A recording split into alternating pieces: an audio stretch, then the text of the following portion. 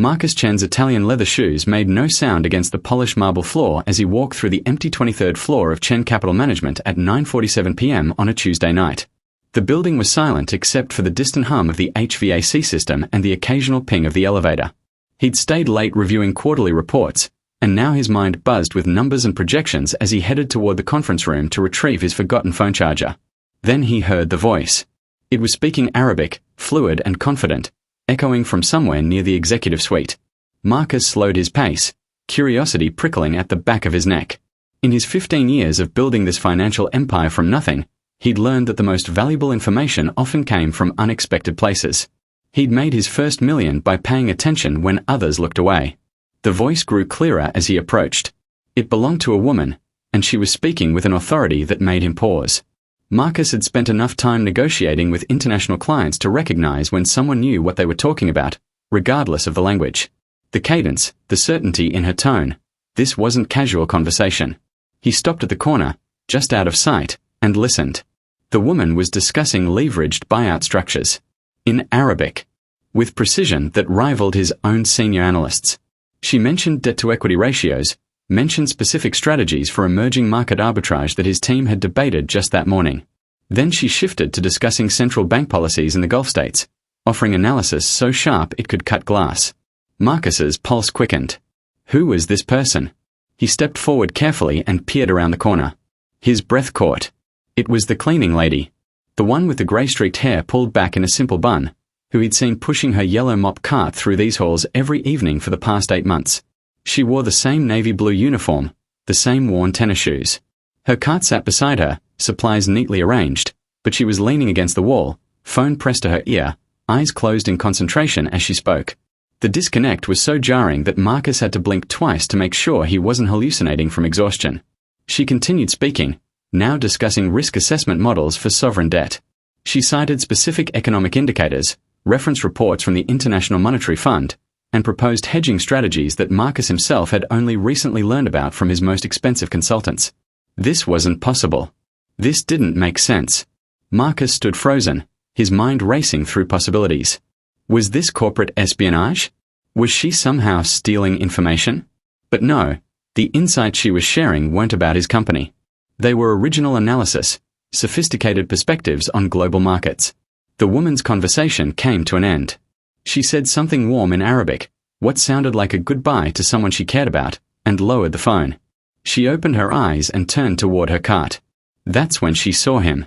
Her entire body went rigid. The phone nearly slipped from her hand. In that instant, Marcus saw something flash across her face. Not guilt or fear exactly, but a deep, bone-weary resignation. The look of someone who'd been caught before and knew exactly what came next. "I'm sorry," she said immediately, her English heavily accented but clear. "I know we are not supposed to make personal calls. I'll work through my break to make up the time. Please, I need this job." Marcus held up his hand. "Wait. That's not, I don't care about the phone call." He took a step closer, studying her face properly for the first time. She looked to be in her mid-50s, with lines around her eyes that spoke of both laughter and hardship. "Where did you learn to talk like that?" She looked confused. Like what? The financial analysis. The market strategies. That wasn't a casual conversation. You were discussing complex economic theory like you were born to it. The woman's shoulders sagged slightly. She looked down her cart, at the mop and the bottles of cleaning solution, and something in her expression broke Marcus's heart without him fully understanding why. "It doesn't matter," she said quietly. "It matters to me." Marcus surprised himself with the intensity in his voice. "I've built my career on recognizing talent. What I just heard wasn't amateur hour. That was expertise. So I'm going to ask again, where did you learn to talk like that?" The silence stretched between them. Marcus could hear his own heartbeat, could feel the weight of this moment even though he didn't yet understand its full significance. Finally, the woman looked up and met his eyes directly. In that gaze, Marcus saw intelligence, pride, and a sadness so profound it made him want to look away. But he didn't. "I was the chief financial advisor to the Minister of Finance in Damascus," she said, her voice steady despite the tremor in her hands. "For 12 years, I managed a portfolio worth billions. I advised on national economic policy. I negotiated with the World Bank and the IMF. I taught economics at the university." She paused, swallowing hard. Before the war. Before I lost everything. Before my husband was killed and I had to take my children and run. Marcus felt like he'd been punched in the chest. The air left his lungs in a rush. "You're cleaning floors," he said, and it came out almost as a whisper. She nodded, her grip tightening on the handle of her mop. "My credentials mean nothing here. My degrees are from Syrian universities that nobody recognizes. My experience is in a country most people only know from news reports about bombs and refugees. I have a family to feed, 2 teenagers and my elderly mother. I applied to 50 financial firms when I first arrived 3 years ago. Not one interview. Not one callback. This was the only job I could find that would pay enough for us to survive." Her name tag read Amira. "Just Amira, nothing more. I speak 4 languages," she continued, her voice gaining strength. "I have a PhD in international economics. I've published papers in academic journals. And every night, I clean the offices of people who know less than I do about the very markets they trade in. Because here, I'm invisible. I'm just the cleaning lady." Marcus's mind was reeling. This couldn't be real. It was too absurd, too tragic, too impossibly wrong. And yet here she stood, this woman with her mop cart and her PhD, this refugee who'd lost everything except her brilliant mind. "That call," Amira said softly, "was my former colleague. He works in Dubai now. Sometimes he still asks my advice on difficult problems. I help him for free, because it reminds me that I once was someone who mattered." Marcus Chen had made his fortune by spotting value where others saw nothing. He'd built his entire empire on the principle that potential existed everywhere, waiting to be recognized. And now, standing in his own building at nearly 10 o'clock at night, he realized he'd been walking past extraordinary potential for 8 months without seeing it. "Amira," he said, his voice firm with sudden decision, "do you have time to talk?" Marcus Chen didn't sleep that night. He couldn't. Every time he closed his eyes, he saw Amira's face, the resignation, the buried hope, the waste of extraordinary talent. He sat in his home office until 3 a.m., his mind working through possibilities, obstacles, and solutions with the same intensity he'd once applied to his first startup. By 4 a.m., he'd drafted a plan. By 6 a.m., he was on the phone with his head of human resources. "Jennifer, I need you to clear your morning. We have a situation that requires immediate attention." "Marcus, it's 6 in the morning. What kind of situation?" "The kind that makes me question everything we think we know about hiring. I'll explain when you get here. And call David Chen from our legal team. We are going to need immigration expertise." Jennifer arrived at 7:30, coffee in hand and curiosity written across her face. Marcus didn't waste time with pleasantries. He told her everything: the overheard conversation, Amira's background, the criminal waste of having someone with her qualifications pushing a mop through their offices. "I want to hire her," Marcus said. "Not as a cleaner. As a senior consultant." Jennifer set down her coffee carefully. "Marcus, I understand the impulse here, but we need to be practical. We can't just—" "Yes, we can. And we will. But I need your help to do this properly. Her credentials need to be evaluated and translated.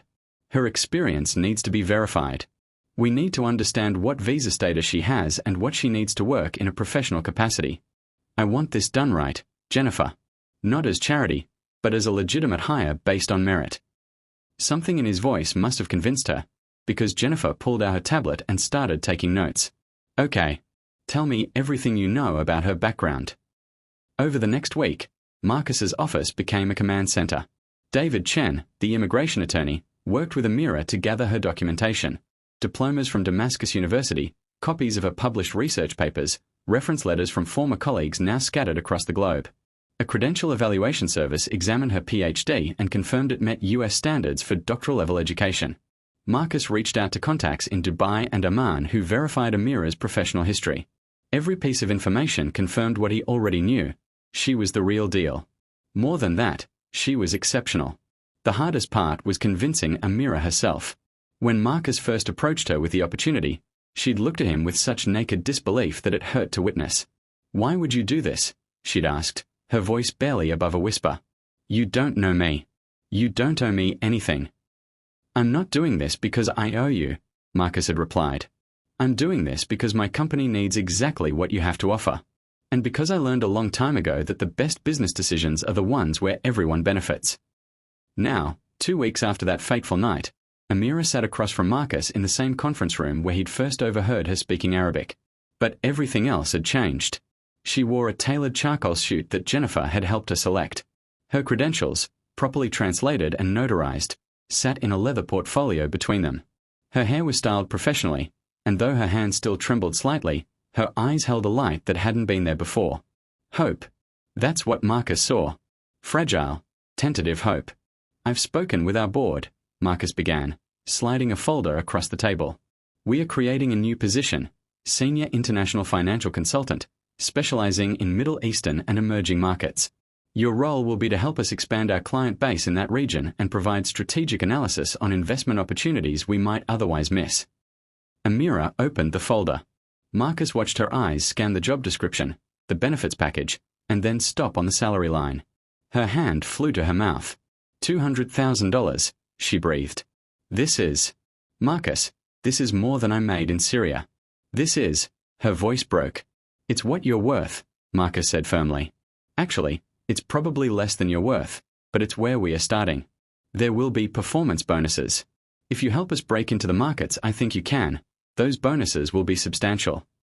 Tears spilled down Amira's cheeks. She didn't try to hide them.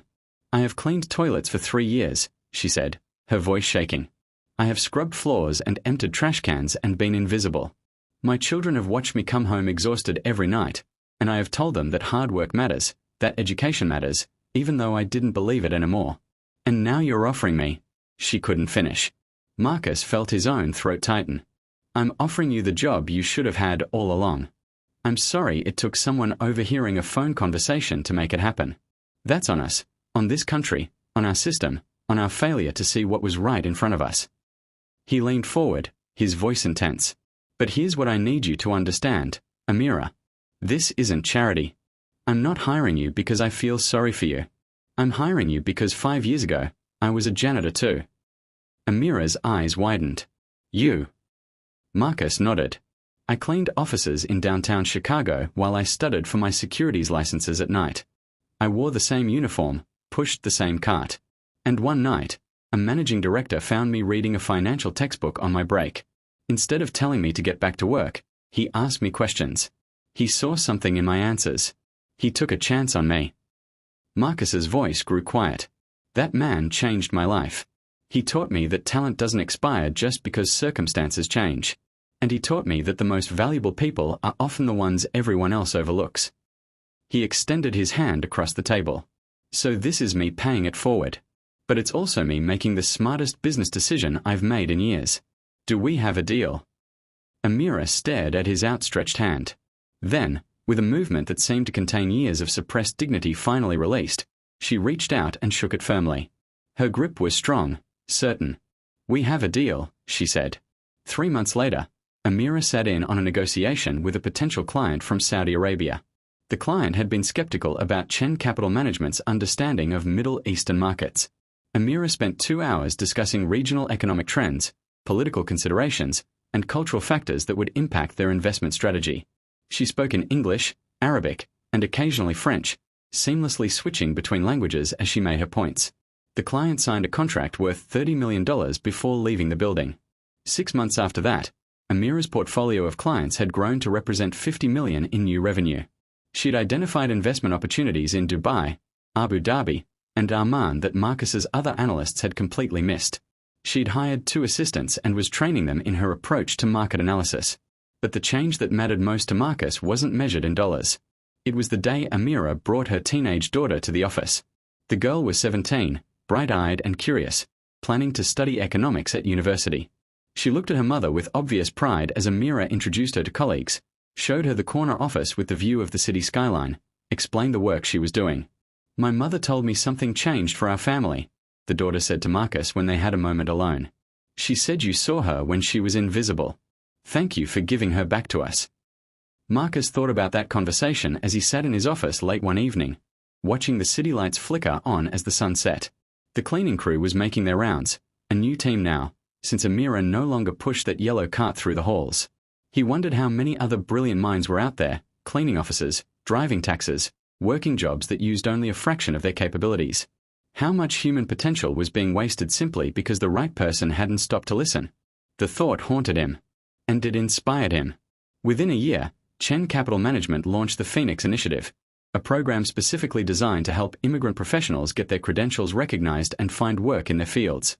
Marcus partnered with credential evaluation services, immigration attorneys, and language schools. He worked with other companies to create a network of opportunities. The program helped hundreds of people in its first 2 years. A Syrian engineer now designing bridges. An Iranian doctor back in medicine. A Venezuelan lawyer practicing immigration law. Each success story reinforced what Marcus had learned that night when he'd stopped to listen to a cleaning lady speaking Arabic on the phone. Talent is everywhere. Opportunity is not. And sometimes, changing someone's life, changing many lives, is as simple as paying attention when others look away. Amira never forgot where she'd started, and neither did Marcus. Every year on the anniversary of her hiring, they had lunch together. They talked about markets and strategies and opportunities. But they also talked about second chances, about the randomness of fate, about how a single moment of attention can ripple outward in ways impossible to predict. Do you ever think about what would have happened if you'd walked past that night? Amira asked during one of these lunches. If you hadn't stopped to listen. Marcus considered the question seriously. Every day, he said. And it reminds me to keep paying attention. Because I almost missed you, Amira. I almost missed the most qualified person in my building. That's not a mistake I want to make twice. She smiled, that same brilliant smile that now lit up board meetings and client presentations. Then we both learned something that night. You learned to see what was invisible. And I learned that sometimes, the world still makes room for people like us. People like us. People who refuse to stay invisible, Amira said. People who keep believing in their own worth, even when the world tells them they have none. People who take chances on each other. Marcus raised his glass. To people like us. To people like us, Amira echoed. And in that moment, in that simple toast, was the truth that Marcus had built his entire philosophy around. Everyone has a story. Everyone has value. And the most successful people aren't the ones who know everything. They're the ones who know how to listen.